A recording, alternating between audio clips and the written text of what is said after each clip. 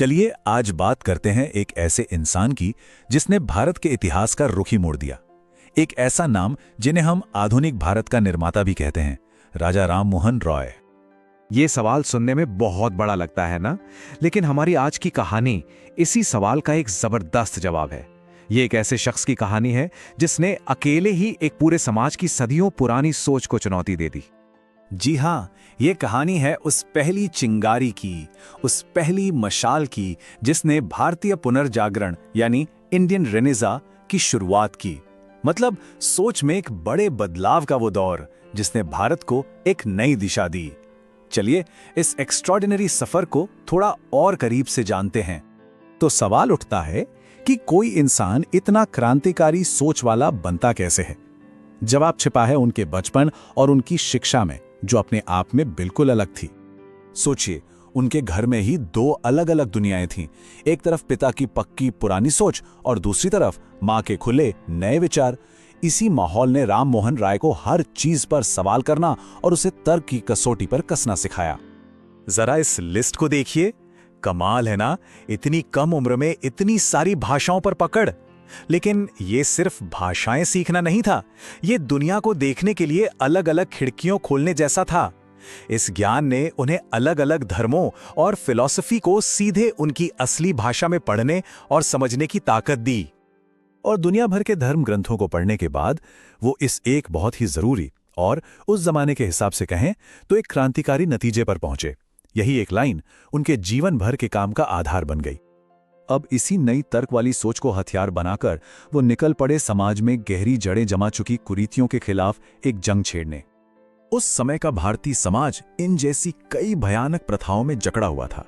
ये सिर्फ परंपराएं नहीं थी, ये इंसानियत पर एक दाग की तरह थी।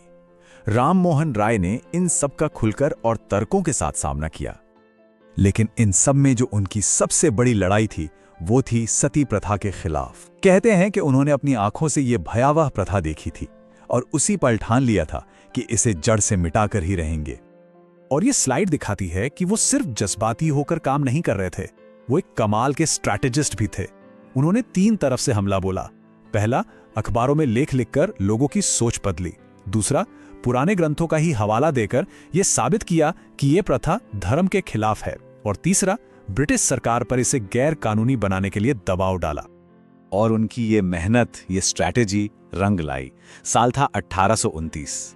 ये तारीख भारतीय इतिहास में हमेशा के लिए दर्ज हो गई। ये सिर्फ एक कानून का पास होना नहीं था, ये इंसानियत और तर्क की एक बहुत बड़ी जीत थी। लेकिन उनकी सोच सिर्फ सती प्रथा खत्म करने तक नहीं रुकी। वो इस बुनियादी बात को समझते थे। उन्होंने महिलाओं की पढ़ाई, उनके प्रॉपर्टी के अधिकार और समाज में बराबरी के दर्जे की जोरदार वकालत की। तो बात सिर्फ पुरानी चीजों को तोड़ने की नहीं थी। राजा राममोहन रॉय एक नए मॉडर्न भारत की नींव भी रख रहे थे। एक ऐसा भारत जो तर्क और बराबरी के उसूलों पर चले। और अपने इन नए विचारों को एक ठोस शक्ल देने के लिए उन्होंने बनाया 1828 में ब्रह्म समाज। ये सिर्फ कोई पूजा पाठ करने की जगह नहीं थी, बल्कि ये उनके सुधारों का एक सेंटर बन गया, जिसने आगे चलकर कई और विचारकों को प्रेरणा दी। ये टेबल देखिए, इससे साफ पता चलता है कि उनके विचार उस समय के हिसाब से कितने अलग थे। जहां समाज जाति और ऊंच नीच में बटा था, वहां वो सबकी बराबरी की बात कर रहे थे। जहां अंधविश्वास था, वहां वो तर्क और विवेक की बात कर रहे थे। उन्हें यह भी पता था कि विचारों को फैलाने के लिए आवाज चाहिए, और उन्होंने अपनी कलम को ही अपना हथियार बना लिया। उन्होंने पत्रकारिता का इस्तेमाल सामाजिक बदलाव लाने के लिए किया। उनके ये 2 अखबार, संवाद कौमुदी और मिरात उल अखबार, सिर्फ खबरें नहीं छापते थे। इनमें सामाजिक बुराइयों पर, लोगों के हक पर और सरकार की नीतियों पर खुलकर लिखा जाता था, जिससे लोगों में एक नई जागरूकता आई। राममोहन राय ये अच्छी तरह समझते थे कि देश को असल में आगे बढ़ाना है तो शिक्षा को बदलना होगा। वो चाहते थे कि भारत के युवा साइंस, मैथ्स और इंग्लिश जैसी मॉडर्न चीजें पढ़ें, ताकि वो तर्क से सोचना सीखें और दुनिया के साथ कदम से कदम मिलाकर चल सकें। उनका असर सिर्फ भारत तक ही नहीं रहा, उनकी विरासत तो सरहदों के पार तक फैली। चलिए अब उनके जीवन के आखिरी पड़ाव पर एक नजर डालते हैं। ये कोई आम सफर नहीं था। वो उन पहले भारतीयों में से थे जिन्होंने समुद्र पार करके इंग्लैंड जाने की हिम्मत की, भारत की आवाज बनकर। दुख की बात है कि वो वहीं ब्रिस्टल में गुजर गए। लेकिन उनके विचार हमेशा के लिए जिंदा रह गए, जो आज भी हमें प्रेरणा देते हैं। तो आखिर में उन्होंने भारत को क्या दिया? सिर्फ कुछ कानून नहीं, बल्कि एक पूरी की पूरी नई सोच दी।